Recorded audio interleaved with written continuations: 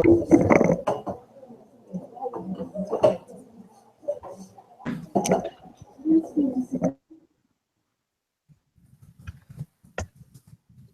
morning.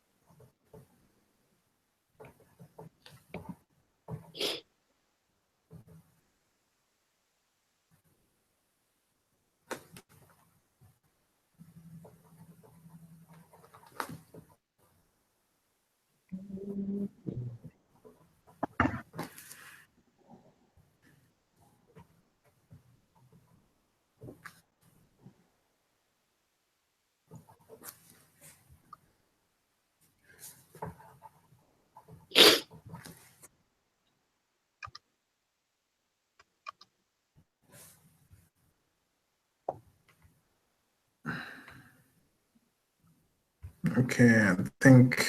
Yeah, All right, can you hear us clearly?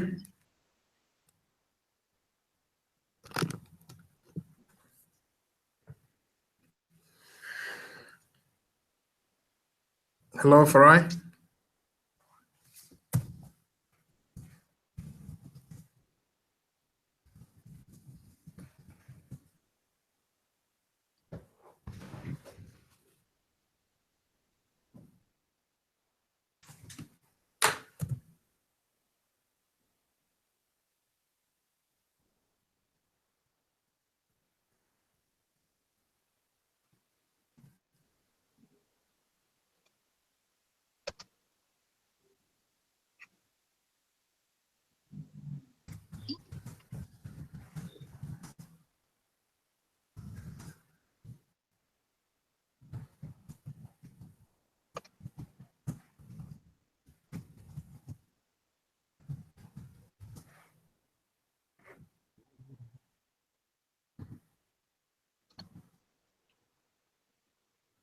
Okay. I think Caleb and Brian, you can hear me, right? Yes, I can hear you. Yes, can hear you very clear. Yep. I'm gonna ask Farai maybe to drop the line and I'll come back. Okay.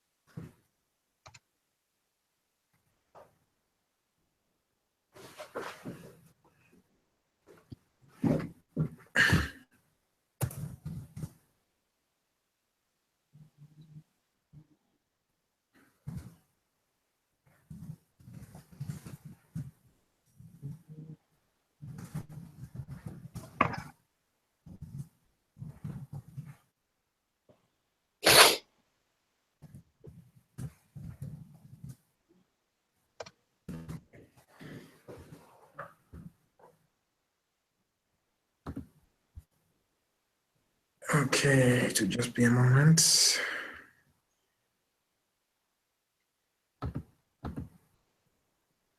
Caleb, how's Texas? Yeah, it's great. So I'm at home right now. So like we have a flexible work schedule. So I just go to work around 8:30 today or around 9. Oh, nice. Do you know Brian, who is on the call with us? No, I don't know Brian. Oh, so you guys can probably introduce each other. Hey Brian, how you doing? This is Caleb. I'm good, Caleb. I've seen you around campus while we were at Morehouse, but Morehouse? yeah. Did you do business at Morehouse or? Yeah, I did. I was in the business building. I did econ. Oh, okay, nice. Yeah. I think I probably saw you around, but I Yeah, guess sure. yeah. So I did a dual degree engineering. So I did the Mohas at 3 years, and I went to Columbia to do 2 years there. So Oh, nice. How did you like New York? New York is great. It's crazy, but it was fun. That's Yeah. cool. Yeah, I'm actually based out in New York now, so I'm Oh, actually okay. Oh, yeah. nice. Where? Brooklyn or? Brooklyn. Okay, nice. So yeah, that's good. I'm glad you enjoyed it. Yep. Yep. Awesome.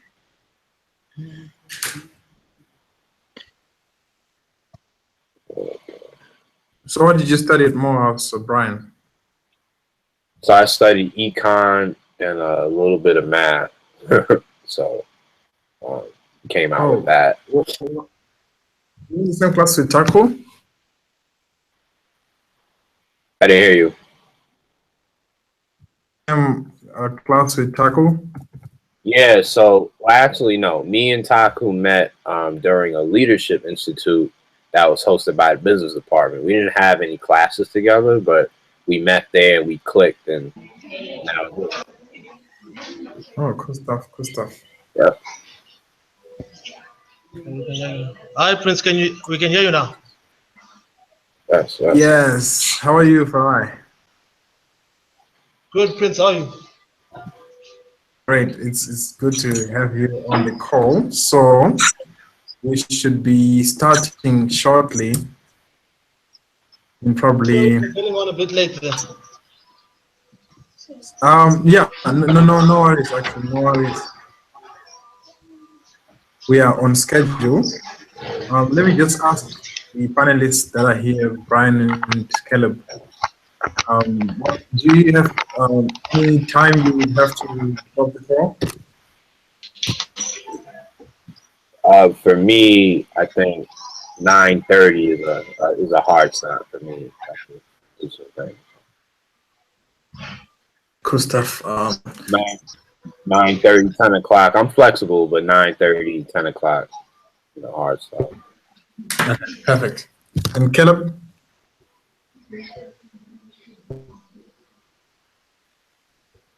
Okay, it looks like Caleb is on another call. So we'll just wait one more minute and then we'll start.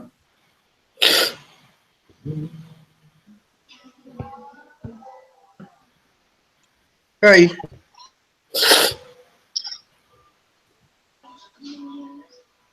Caleb, can you say something?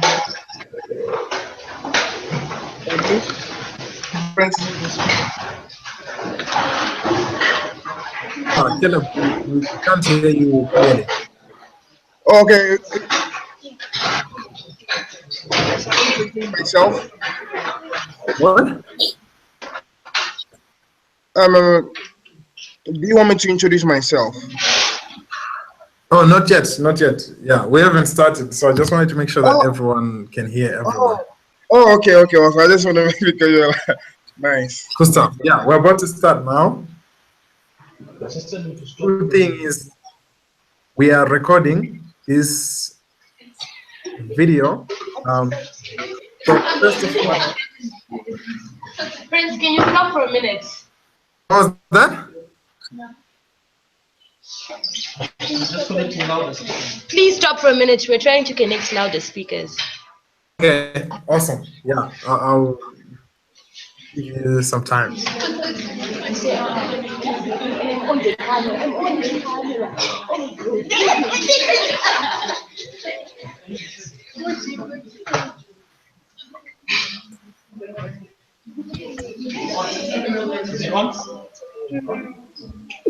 Yeah.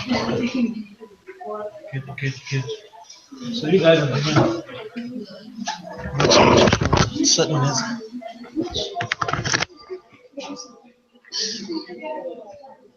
Hi, Prince. Fine.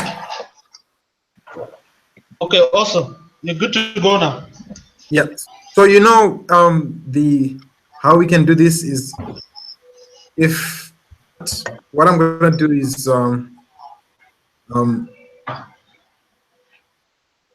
do a basic introduction of the topic and all that stuff. And during that time, mic if you want, so that we don't have feedback. But we're officially starting now. So, hi guys, how are you? It's good to see everyone, and welcome to our fourth panel session, right? Yes. You guys did a couple of panel sessions and they were awesome. So this one is specific to college applications and admissions and also scholarships and SATs. All of those things in this panel session. But before that, we have brilliant panelists that are on this session today. So I have Brian and Caleb. I think have like awesome resumes or like CVs, but I would like them to introduce themselves because that way I won't, short sell them in any way. So we'll start with you, Brian. Just a brief introduction of yourself. Sure. Good morning, guys. Good morning. Good morning. So I'm Brian. All right. So I am a scholarship advisor with $1 Million Scholar. So basically, my job is to help students like yourselves win scholarships to top universities. I help with creating the application package. I help with essays, creating your entire image so that colleges and scholarship organizations can choose bright young minds like you to attend, and that's really it. I'm a past recipient of 2 major scholarships that played a great role in my life: the Coca-Cola Scholarship and the Bill and Melinda Gates Scholarship. So I'm here to answer any questions, help you guys with anything you might need help with, and yeah, looking forward to getting to know you. Awesome. So I hope everyone had Brian's, and yeah, we definitely have everyone introduce themselves as well so that we know who the mentees are today. So Caleb, you can go ahead and introduce yourself. Good morning.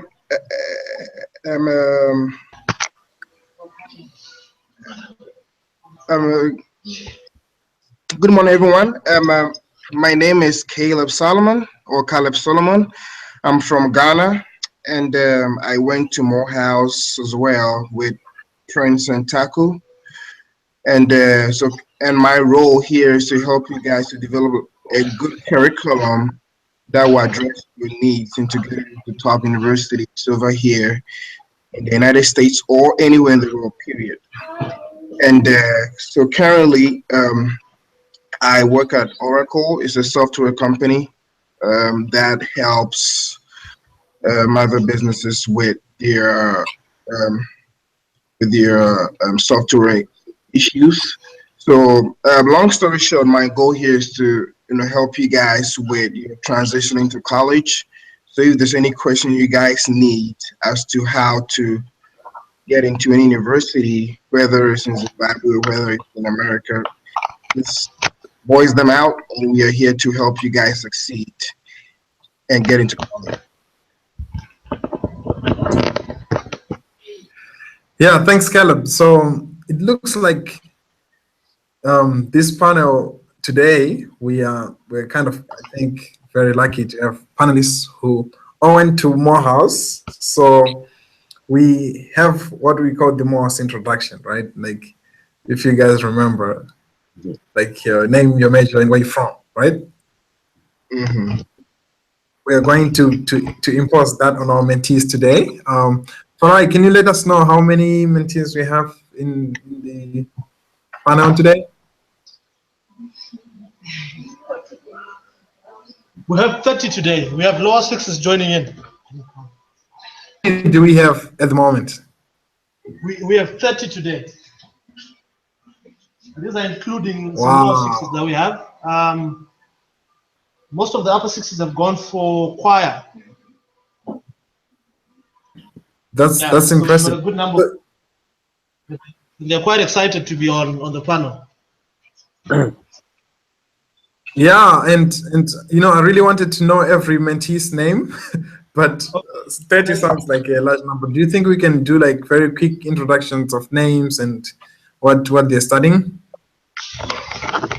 All right, I'll ask them to come up front to the mic. Okay. Can you hear us loud and clear? Yeah. Okay.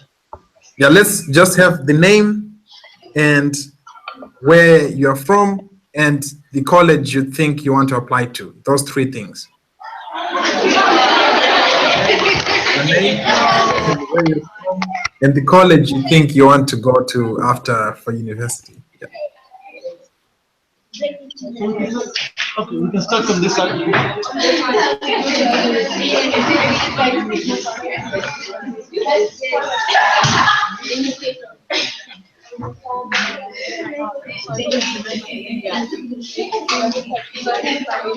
Yeah, go ahead. Hi. Hi. Hello. Yeah, we can't see you. All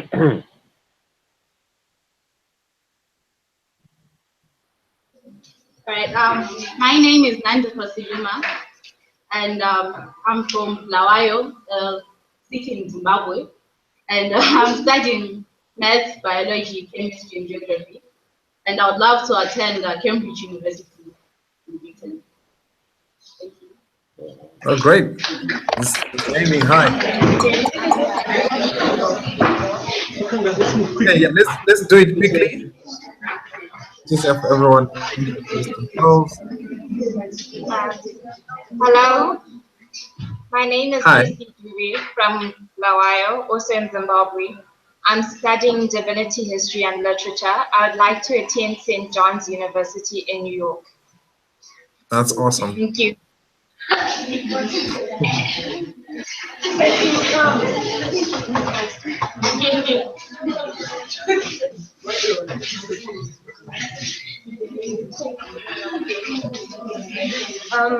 Hi guys, my name is Chishamiso Shoko.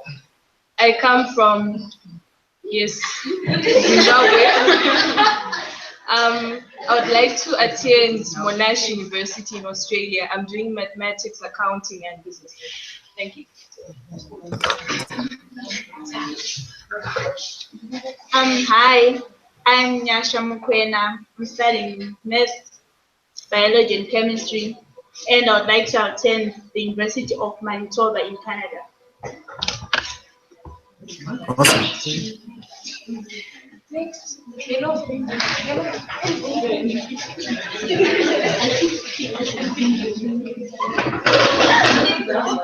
Hi, my name is Kudai Shumachkanga.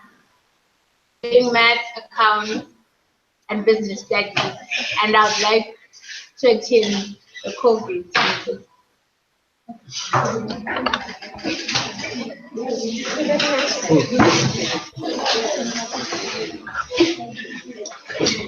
Hi, my name is Panashe Mujebu. I'm studying divinity, history, business studies. I'd like to attend the University of Toronto in Canada. Thank you.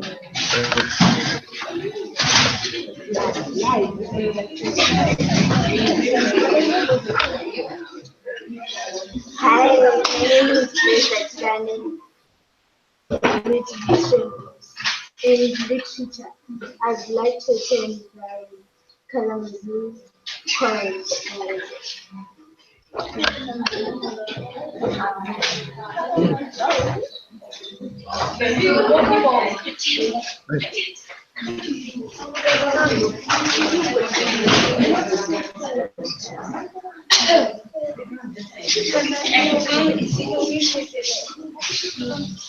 Hello, my name is Tanya Tuchakinduka. I'm doing maths, business studies, and accounts at the University of Central Florida in America. Thank you. Great. Florida. Hi,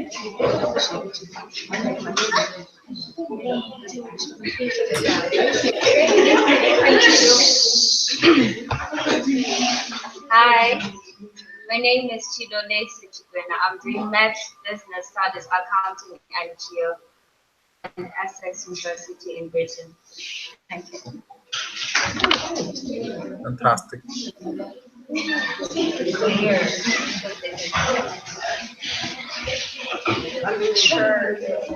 Hi, my name is Falon Kalita. Graduating chemistry. I'd like to attend Smith College for women. Smith College. Sure, Smith College. Hi, I'm Tanyara Bobinadi. I'm from Angola, and I'd like to study in UK. Thank you.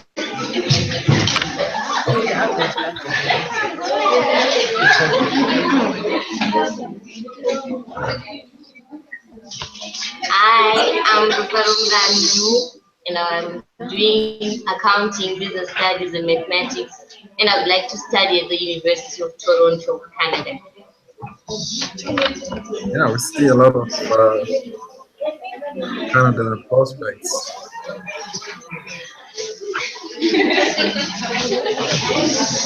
Hi, my name is Sharon Oshima, and I'm from Zimbabwe. At the University of Newcastle or Sydney University for in Australia. Awesome.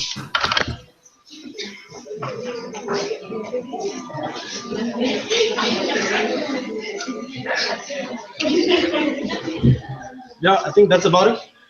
Oh, fantastic. This is great. So I see we have wide, like some students want to be in Australia, some in Canada, and some in Cambridge. Did I hear anyone say they wanted to study in Africa?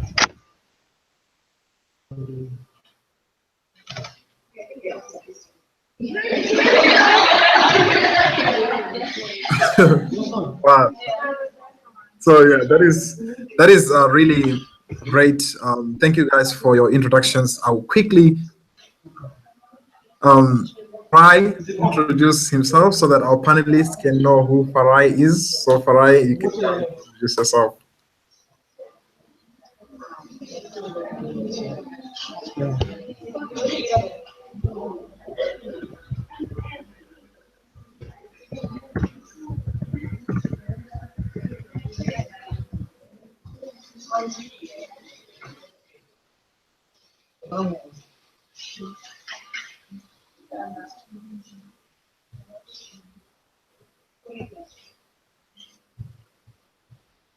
Hello, can you hear us?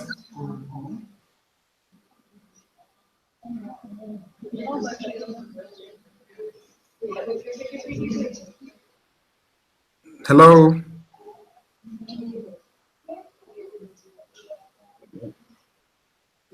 Yeah, it sounds like these guys lost their sound.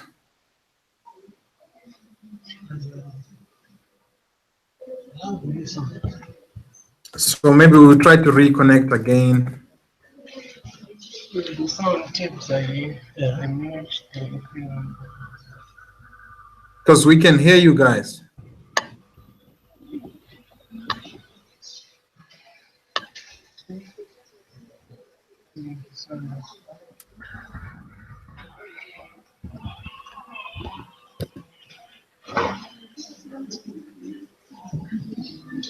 Hello, Farai?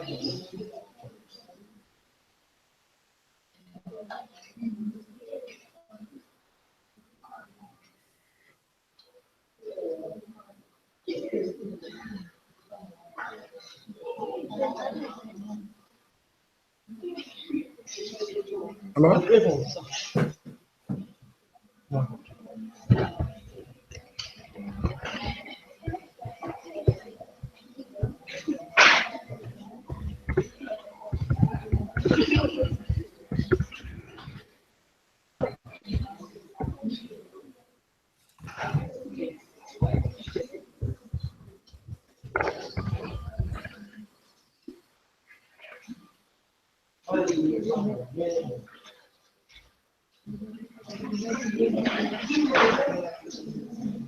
Okay.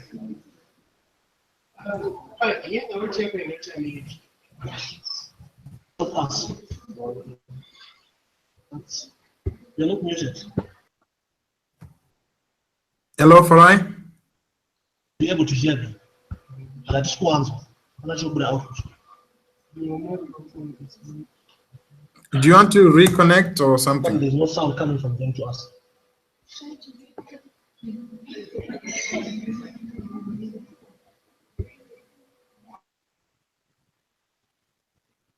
Okay. Yeah, let's hope they can reconnect. Okay. Yeah. But yeah. Well, but that's very wide range of terms of it. Countries, mostly Canada and Australia, and about 2 or 3 America. That's really cool. Yeah. So Yeah, it's that's good to really hear. about. So that we could restructure some things. Okay. That's really good. Yes, can you hear us now? Yes. Okay, fantastic. Great. You see, we're trying to connect individuals in different parts of the world, but I'm glad that you were able to make it happen. So I'm going to continue with our session. So the official title of today's session is University Application Profile Building. To be very lucky today to have Brian, who is a specialist in that. So we're going to learn a lot. But before we can proceed, I just want Farai to quickly introduce himself. Then I will introduce myself. Then we can talk about universities.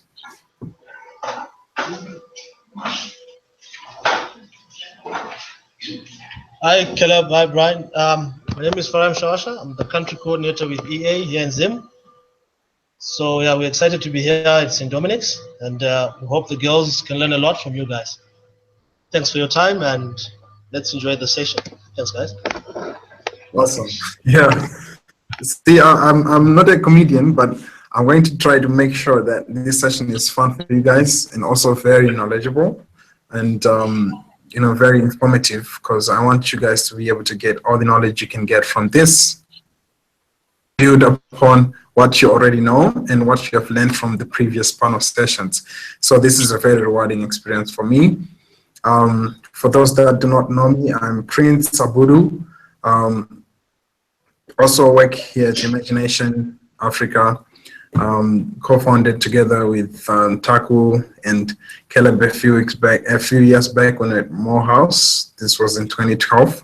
So currently I'm studying a DPhil in computer science, which is an equivalent of a PhD in computer science at the University of Oxford, specializing in machine learning for embedded sensors. So it's like AI, robotics, and those things that the world is getting very hype about at the moment. So if you have any interest in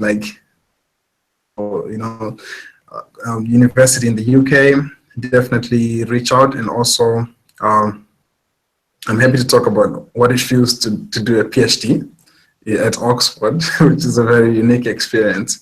So I also did my undergrad at degree at Morehouse College together with Caleb and Brian. We're in different classes though. But yeah, that was also a fun experience in Atlanta, Georgia. So for those of you who don't want to study in the US, you have a lot of reasons to do so, to study in the US. And by the end of this panel, hopefully you will consider some universities in the US, because it's really great environment and atmosphere for college degrees.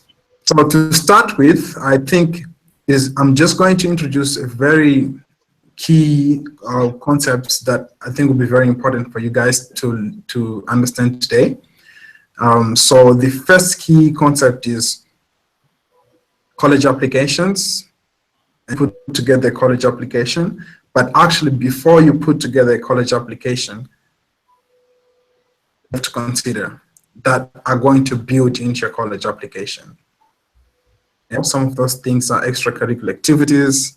Some of those things are your information. Some of those things are your academic transcripts. So all your grades that you're getting now, they're going to count towards your college application pretty much.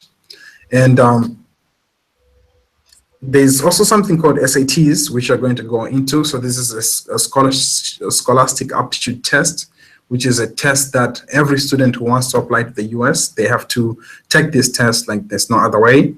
Or the other tests that you can take, but I'm not an expert on other tests.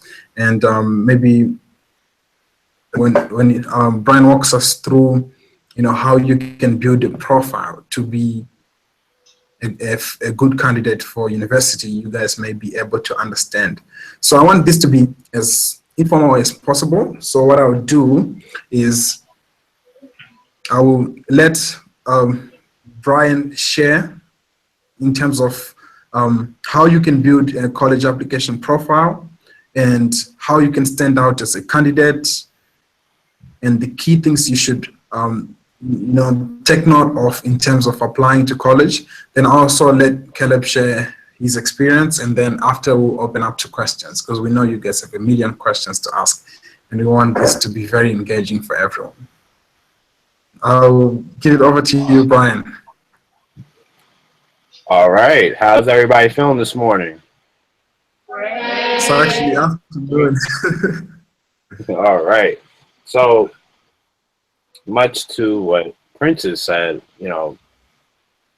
applying for college is an interesting experience, right? Because you're in the midst, you're trying to figure out what you want to do, you're trying to figure out what school matches you, what fits you, and then finally you apply. And where a lot of people, a lot of applicants get it wrong, or they don't optimize the best strategies, is they just say, I want to do this, or they don't give a lot of detail about their dreams and their goals. They just apply, they give minimal effort, and then they expect colleges to accept them. So some of the best practices that I'm going to discuss as it relates to applying for school is understanding why. Your why is the most important thing. You can have a great GPA, you can have great leadership, you can have everything, but if you don't have your why and you don't understand, the reason that you want to go to this particular college and the reason why you want to study this, then don't expect this college to invest in you, because scholarships are an investment. Right? So you're investing your time into applying. You should have the mindset to say, I want to get something out of this. I put in hard work for 4 years in high school. Now my reward will be an investment in me and going forward. So how to build a profile, right? We start with our portfolio. And basically a portfolio is it's a collection of everything that you've done in high school, whether in secondary school. So whether that's your leadership opportunities. So if you've been a head girl, if you've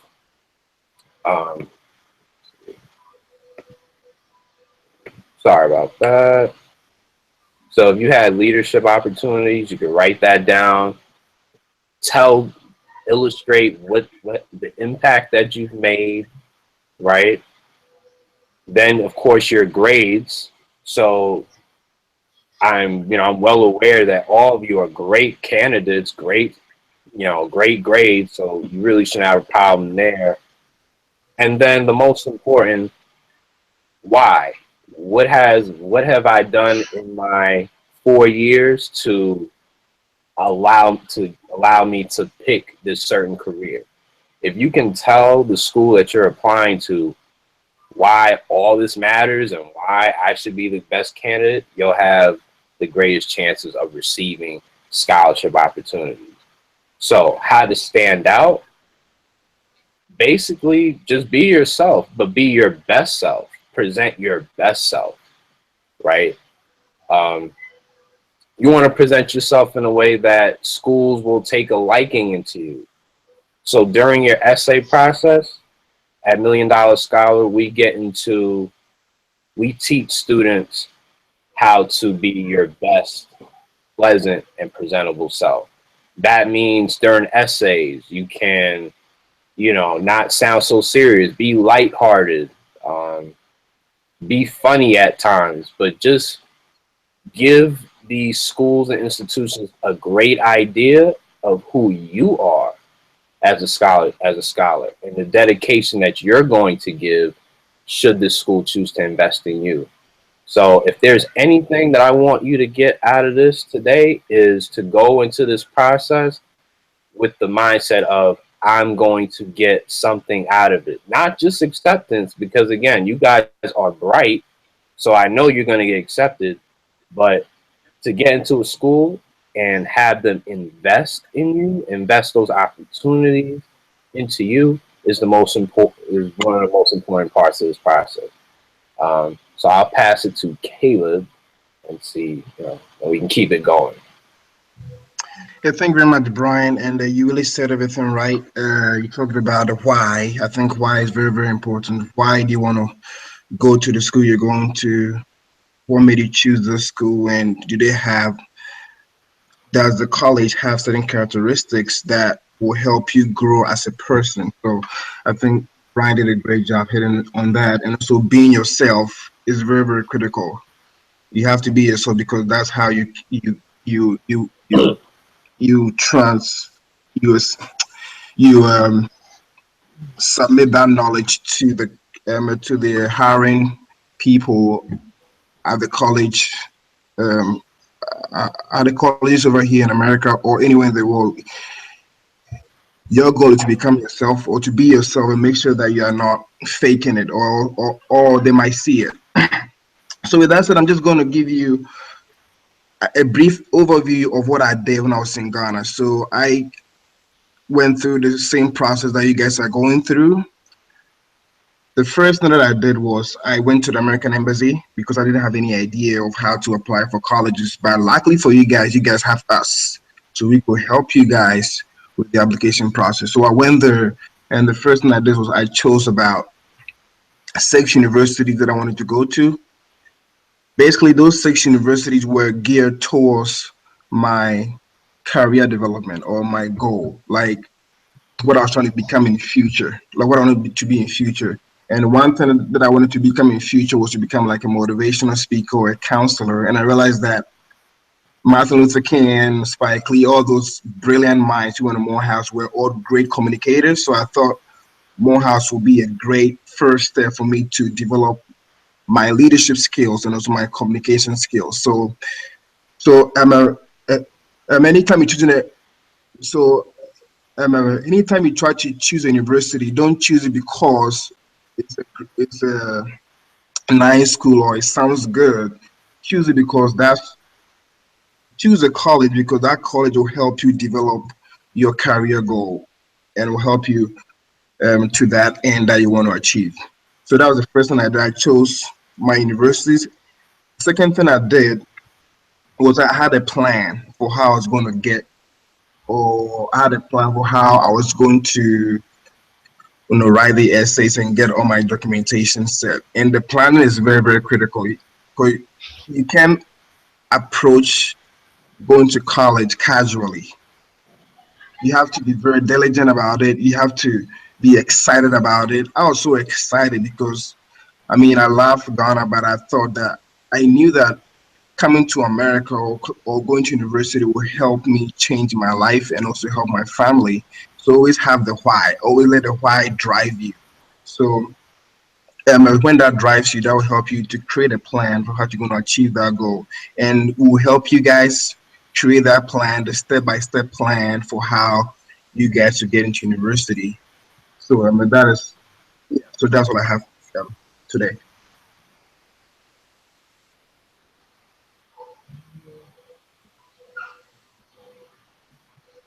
Hello, Prince, we can't hear you. Oh, that always happens when you speak to yourself because your mic is on mute. But I'm back now. So, so yeah, thanks so much, Brian and Caleb. I think this was really important. And I think the common theme that I'm getting here is you have to understand the why you're doing it. So I can share that I was in the same dilemma when I was applying to Morehouse, because what happened was when I considered colleges and universities, I didn't know those colleges and universities in the States. I knew that I didn't want to study in Zimbabwe. And my reasons were that I wanted to gain a very global perspective. Like I wanted to be somewhere else where I didn't grow up in. And find that growing up in one place gives you a very closed mindset where you're limited by your current circumstances and your environment. So I wanted to challenge myself to study somewhere else. So I was thinking South Africa or the US. But how I didn't have any mentor or anyone to tell me or direct me which college to apply to. So I started looking up universities in the world, and imagine how many universities in the world there are, a bunch. And the universities that had the nicest websites were the ones I picked, right? Because I was like, oh, this is a nice website. There is flawed because the website could be nice, but the university could be trash. So, or may not help you, align with your goals in the future. So that was a very interesting self-discovery process. But what I find refreshing now is there's now all these resources and people like Brian who are actually doing work in terms of helping students build their profiles. And I think we will actually reach out to you, Brian, again to help each of our students. If you're okay with that, that would be really grateful. Oh, no, not a problem, of course. Yeah. Thanks so much. Yeah, I think that is exciting. So what I will do now is I will just go into a quick of what the SAT looks like so that you know that it exists. And when I do that, I'll also have Brian and Caleb share their experience with that particular exam, the SAT, because I think it's an interesting exam. And we're just going to use that as a benchmark because I know there are other exams you would have to take if you're going to the UK or the US, or if you want to study something like in business. Share my screen. If you can't see my screen, please just send me a message, Farai. Can you see my screen? Oh my God.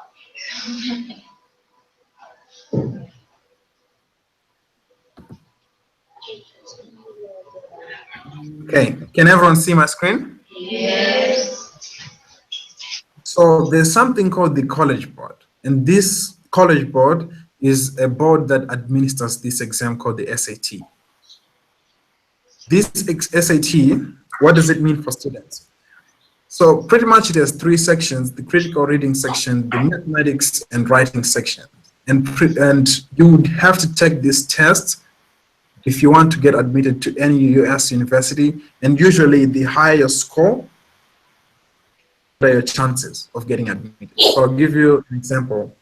My mentee, I'm not sure if she's there, but I hope she is. Her name is Varaizo. And she tells me that she wants to be an astronaut. And for you to be an astronaut, I'm already thinking about universities that have produced the best astronauts so far. And I would imagine that schools like MIT, which are very technical, would be a good fit. At MIT, it's easier for you to now work with NASA, where you can be an astronaut or things like that. So usually if you have, very technical in terms of your degree prospect, it's very essential that your mathematics are strong, so these tests will be able to assess that as well. And each score of these tests, so there's these three sections: critical reading, math, and writing. And so you go for 3 hours 45 minutes. take this test is a very long test, so it is stressful. That's why you need to take time to prepare for it. And we do have materials that we'll be sharing with everyone who wants to take these tests. But right now, I just want to give an overview. So the critical reading, you'll find out that, so when I was doing this part, I struggled a lot because English and US English is quite different in terms of like how the sentences are and how the grammar goes. So, you know, growing up in Zimbabwe, where kind of English, where you know that there's, if you are writing the word honor without a U, and in the US you write it, in the US it's without a U, right? In the UK you use a U. So throw you off. That's why it's very important to understand what the critical reading sections look like. And the math, some people are better than others at math, but it's good that you do practice. This is more like essay, your typical essay, but you need to understand how the grammar is set up for the US. That's why it's important to study for this. So I think the last important part is the scoring. So most schools, I tend to be corrected here. So Brian, you should correct me if I'm wrong. Mm-hmm. But I do know that most schools accept or like scores that are above 1.5. So the higher your score, because it's scored out of 2,400, which is 800 for the critical reading, 800 for the writing, 800 for the math. For me, my score was 530 for critical reading, 560 for writing, 630 for math. So that totaled to about 1,700, which wasn't a very good score, but I don't think it was bad either, because I only had to study for a week, and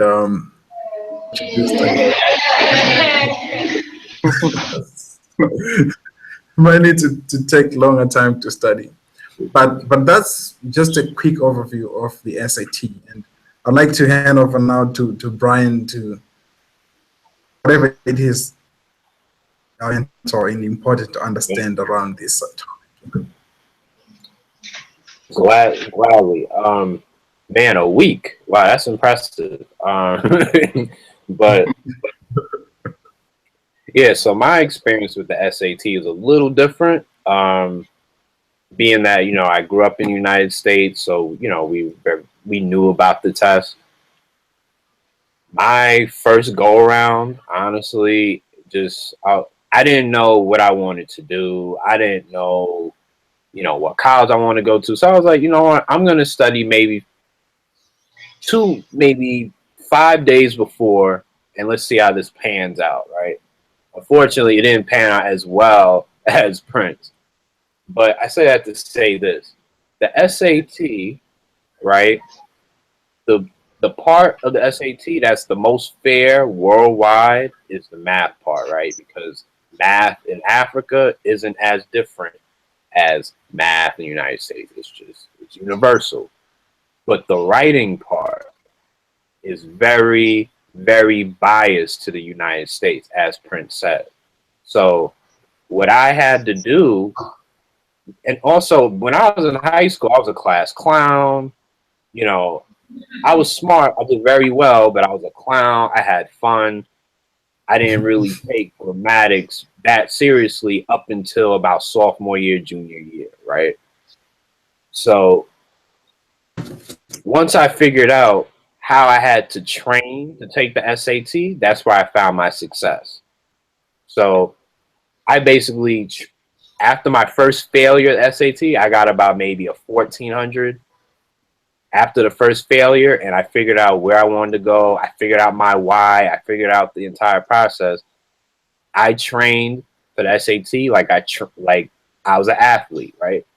So, you know, there's a certain system. You have to, you know, I used to get up at 5 a.m., read the dictionary, read different books, write my essays down, 7 a.m., practice mathematics, go to my teachers every day, and make sure I was on point with that. But I had to be ahead of the curve. So I did that for about 5 to 6 months.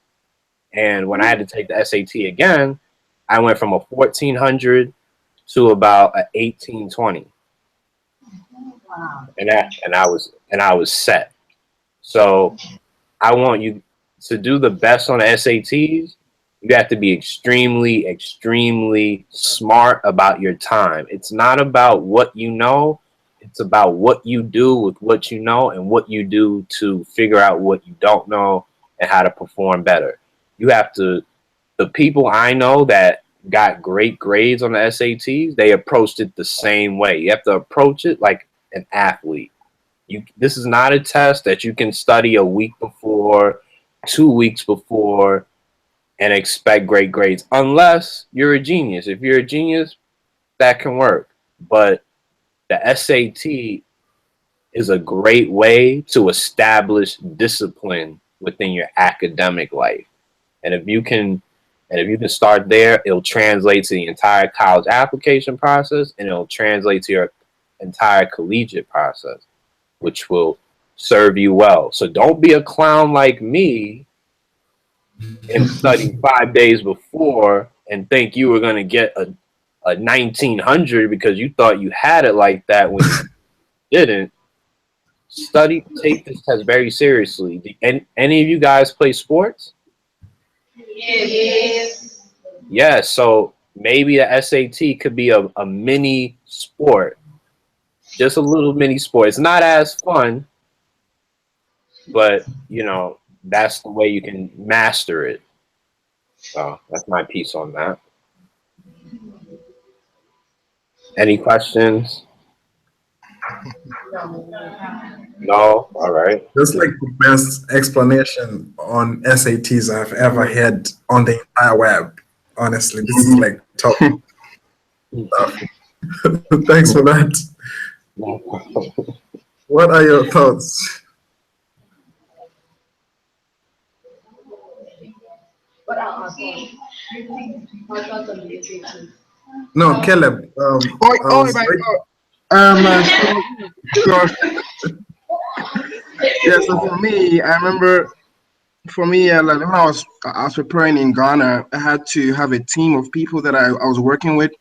So I went to this school in Ghana called Presbyterian Boys Secondary School, and we had about 10 students who were trying to apply for the same process, go through the same process. So we met up every Saturday to practice together because that was one way that we motivated ourselves to do better and to just, like you said, as a sport, we did it as a sport to, try and work together as a team while we also challenge um, uh, ourselves through the process. So I think having a team as well, like-minded people who are trying to go to the same, like who are pursuing higher education, like you guys are doing, will be very good for you guys to work together. So that's what I did. And also, secondly, I think for me, planning is very, very critical, and being disciplined. Discipline is very, very key. I just want to make sure that you are very consistent. You don't have to study 5 hours a day for like, you can just do 2 hours a day. Just 2 hours a day and be consistent with that. That's what I did. I was very consistent in the mornings where basically I went to my school to get my transcripts and my resumes and all that stuff. In the evening from 4 to 6 p.m., that was my time. I was just math, English, math, and every day I was very, very consistent. So that's what really helped me out. So discipline is key. Yeah. Awesome. Yeah, thanks. Thanks so much, Caleb, for sharing that. So quickly introduce you to one thing I think is important before we open up for questions, because I know you guys have a lot of questions, so don't disappoint me when I ask you to ask questions. I'm going to point you to this thing called the Common Application. It's going to be one of the websites you always know how it works, or you're going to spend most of your time there if you do apply to colleges in the US. This is the common application. Before I can say much about this, I think I'll just make a quick note on usually what I think this is. This is a website which allows you to apply to different colleges and select a college, explore different requirements from different colleges, and be able to do that in one application, and then just send different supporting documents. So I think it's fair that I let Brian kind of explain the Common App is and how students should use it, or whether you recommend that students use the common application at all. Sure. So the common application is basically it is a main location for it's one application that you can use for a variety of colleges, right? So you go to the website and you fill out the details, and then based on whatever college they have listed, they will all accept that same application. So this way you don't have to do separate applications for, every other college. It's helpful, right? Because it guides in fees. You pay a fee one time and it can help for other colleges. But the problem with the common application is that sometimes some of the more competitive and schools that really aren't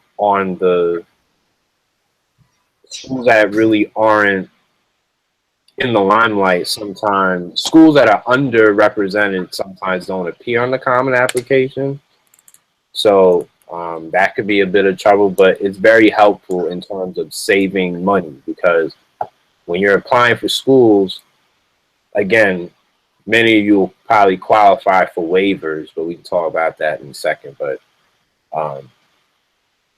when you're applying for schools, you have things that are called application fees, where you have to pay for your application to be deposited to that institution. So that can, rank up, and that could be very costly. It can cost a lot.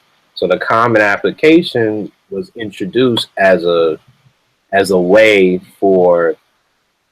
to save money during the process. So the common application is very helpful. Yeah. And it is. I think it's very important to note the kind of things that go into the common application. So it's information about yourself, like your name, your date of birth, and all that stuff, and the schools you want. So you would have to select a number of schools, say maybe like 8 schools or 10 schools, and select that in Caleb, a good scholarship database that you can talk about also in a second, with schools that offer like scholarships to international students, because I think those are the schools you also want to target. You know that someone is going to pay for it, which is nice. So information about yourself, information about the school, information about your family, your parents, what do they do, GPA, which is how many A's, C's, or B's. But anyone would have E's in this group, because you all are brilliant, right? So, and also have information about your SATs, your SAT scores, and your extracurriculars. So the things you're doing now, Interact, Leo, Toastmasters, I'm not sure if you have those things at St. Dominic's. Do you? Yes. Those extracurricular activities are very important. AIDS Club, do you also have that? The AIDS Club? Yes. No. Oh, you call it the Youth Against AIDS, right? Yes. AIDS. So, yeah, all of those things are going to have to be part of your common applications. So if you don't do any extracurricular activities, this part will be very difficult for you, because you won't have anything to put on it. So extracurriculars are important. Choir is important. Anything you do, because it goes into part of your identity. Any awards you have received, prize giving day, etc. Your resume, we did a resume workshop. They're gonna want to see that as well. So if you don't yet have that, you're short selling yourself. Application fee, which is usually $80. I mean, in the past, we've helped students who are passionate about putting a common application to pay that fee. The last thing is not the last thing, but a transcript which shows all your grades from like Form 1 until Form 6, as well as a personal statement, which Brian talked about a bit, and financial aid. So financial aid is a whole different thing. It's like a plan of how you're going to pay your fees and all that stuff. Caleb, do you have anything else to add to that? I think you. Hello. Yep.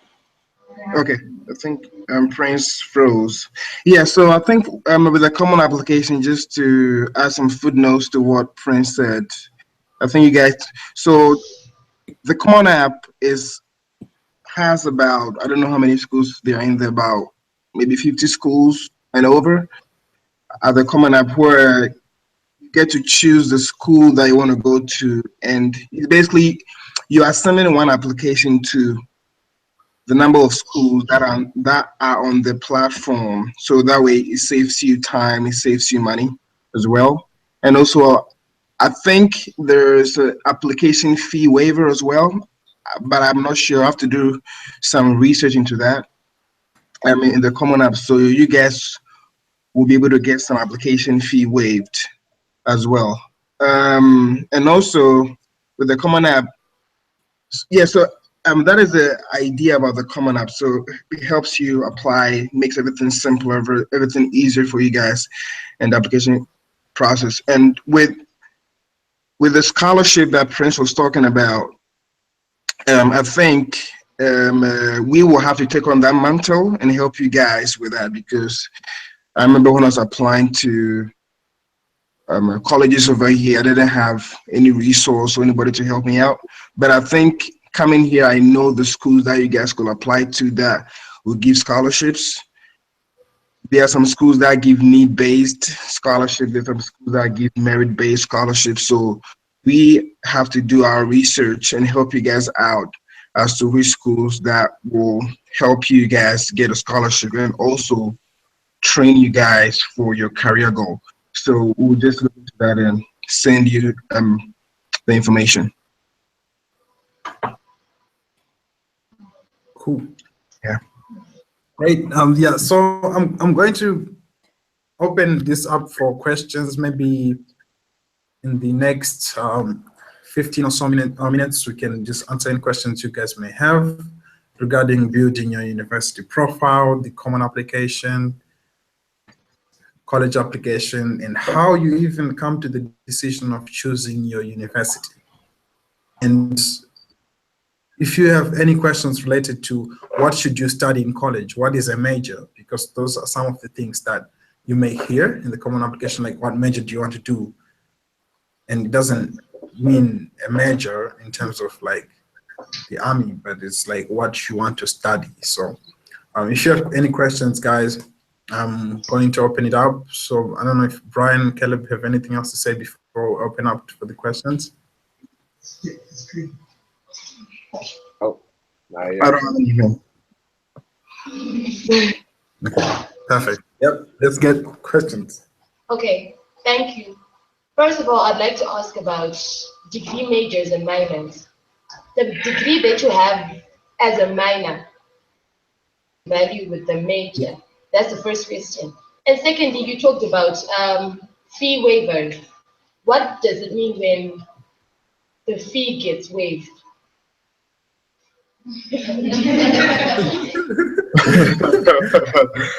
Great question. Yeah. So That's great. So yeah, so I think I brought up the fee waiver thing. So the fee waiver means that it's going to be free money, and the school is going to pay for your application fee.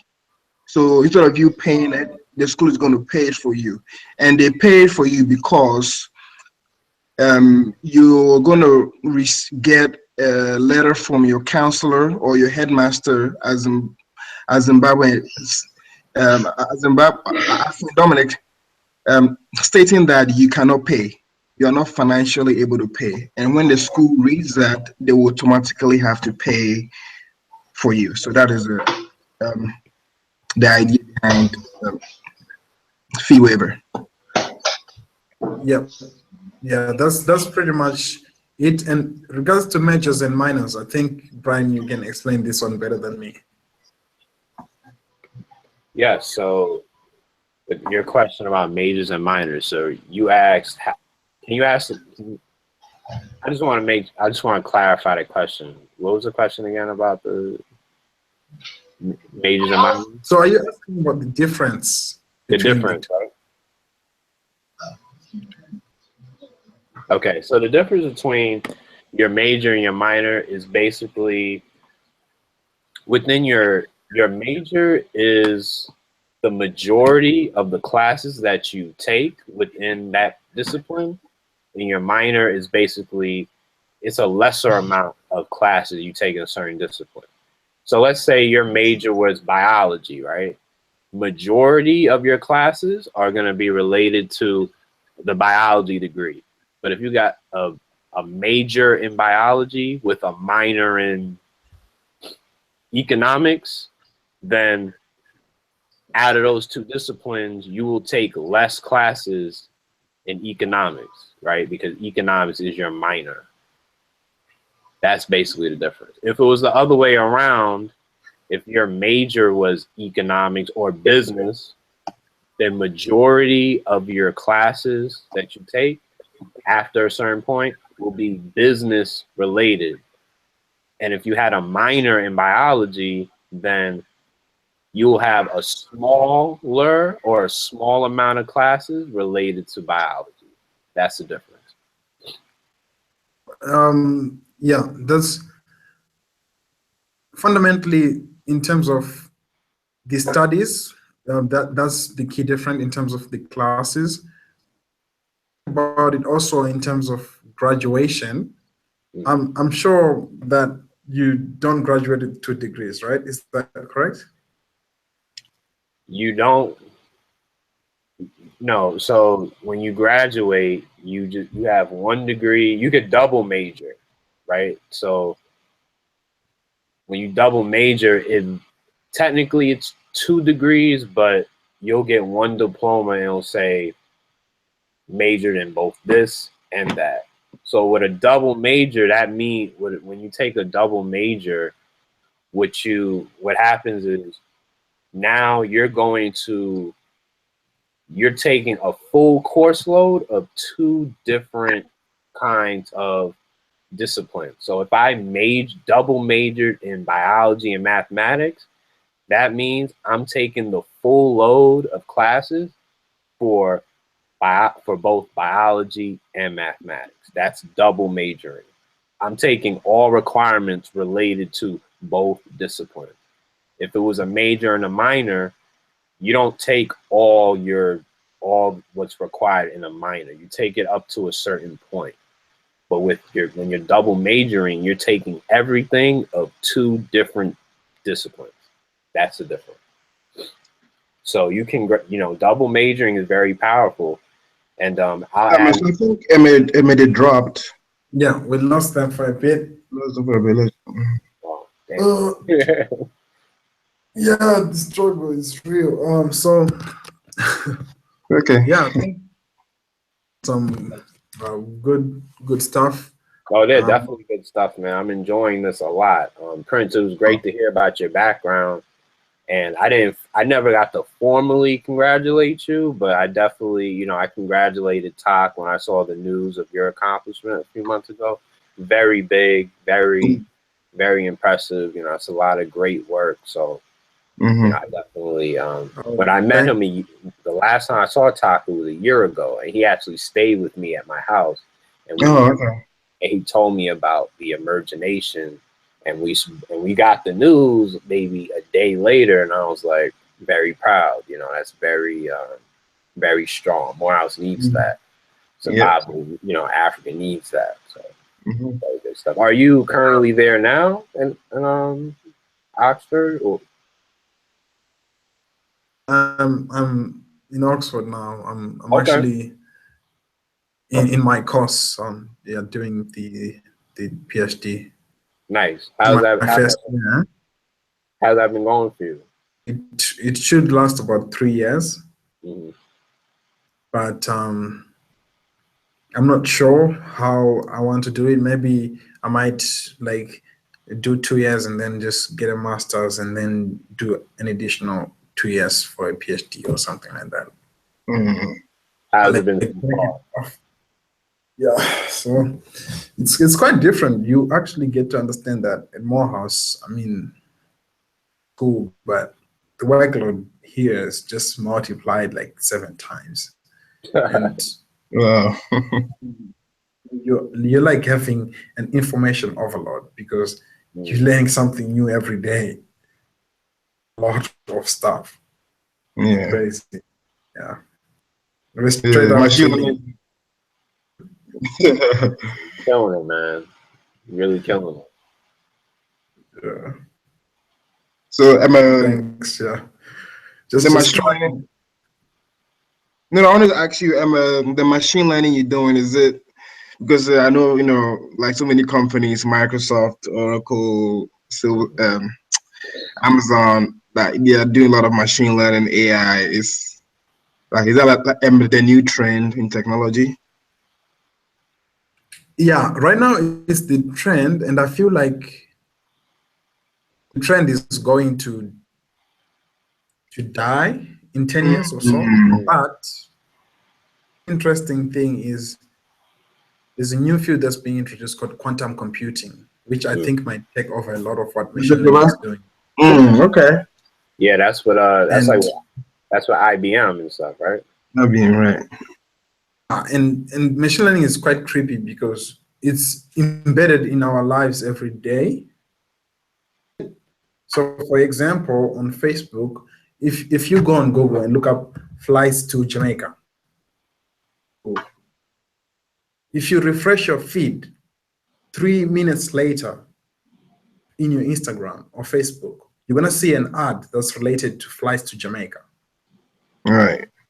It's because Google in the background they're sharing an algorithm is taking what you're googling, pushing it, and selecting some results automatically. So it's like a little robot code, which is like Mm-hmm. automatically doing stuff in the background, which is crazy. Right. Yeah, it's creepy, very creepy. Mm.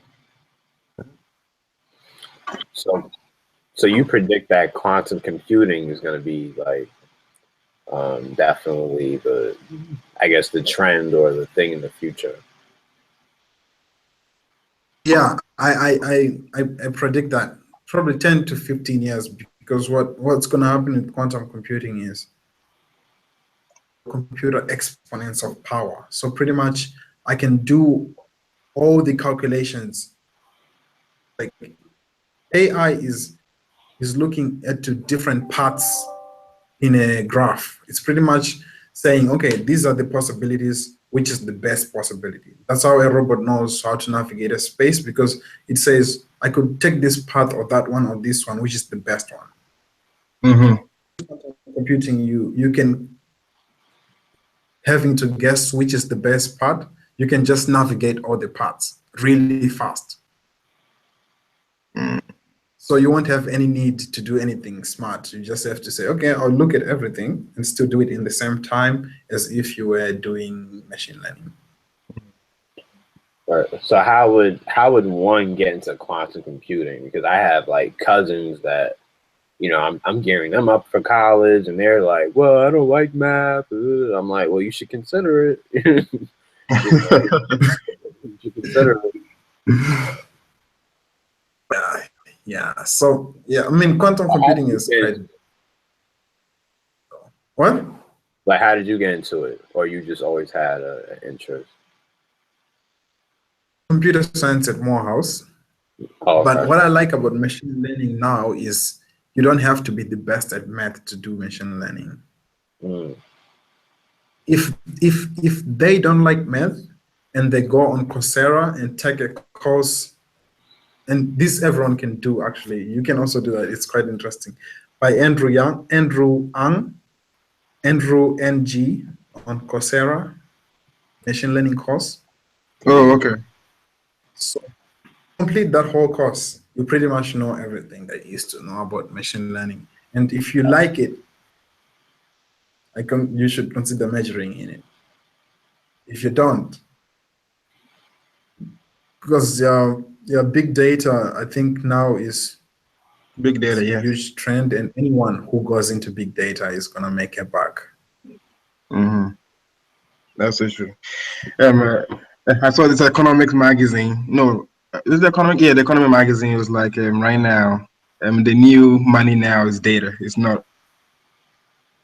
Uh, Yeah, data it's not is oil is anymore. now a currency because people are Yeah. selling each other Yeah. data, Mm-hmm. getting your data while you're just browsing Facebook, you're liking your friends. They're taking your data without you knowing Mm-hmm. and set so that they can make the money out of it, Right. which is insane. But you're not benefiting from it. Right. Someone created a new browser called brave.com. So what Brave does is every browsing history, everything you have, it's put in a container. Oh. And if anyone wants that data, they would have to buy it from you. So it's pretty much eliminating the ad economy and giving the users the power for their data. It's like, yeah. Right, Yeah. man. So nothing is free anymore. If they say it's free, they're lying to you. They're selling your data. Oh yeah.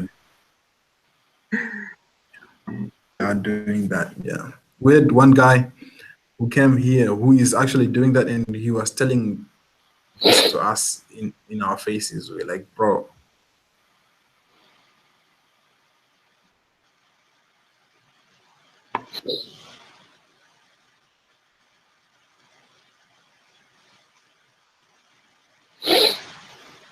You're on mute, Prince. I lost power.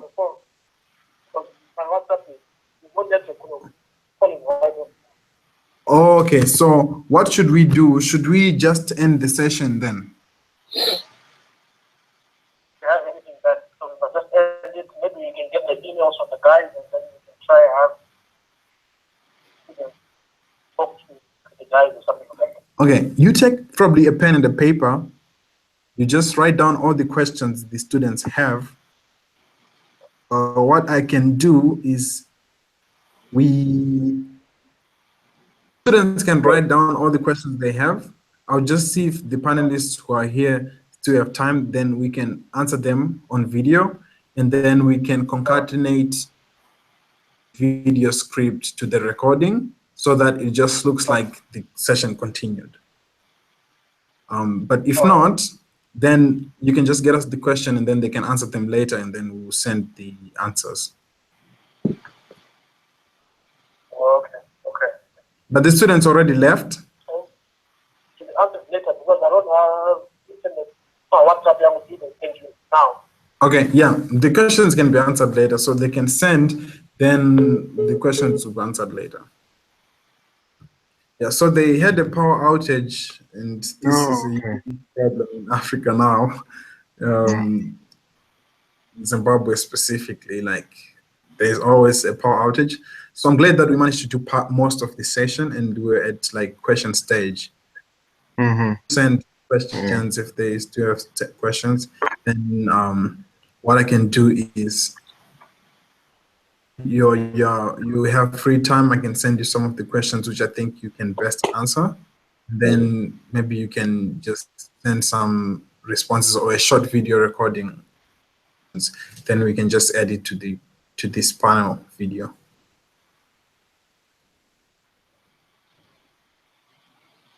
Okay. Sounds good. When Yeah, would sounds you want that though? What was that? When would you want the recording?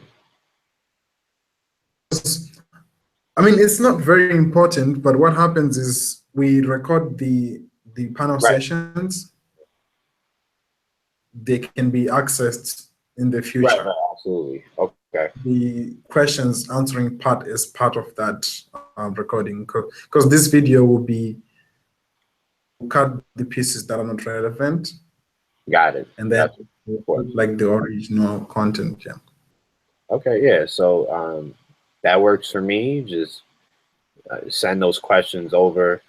Also, could, if possible, this might be asking for a lot, but is it possible that I can get, if not all the names, but at least most of the majors, so I could kind of give up some advice towards that too?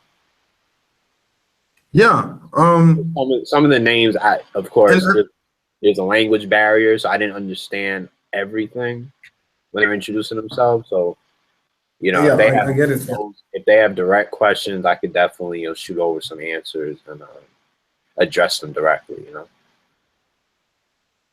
Man, thanks so much for that. I think I will talk also with Taku, Yeah, sure. find out what the best way would be to have you contribute, because we definitely want you to help these students. Like, but we know that you have time constraints and like other things that you're doing.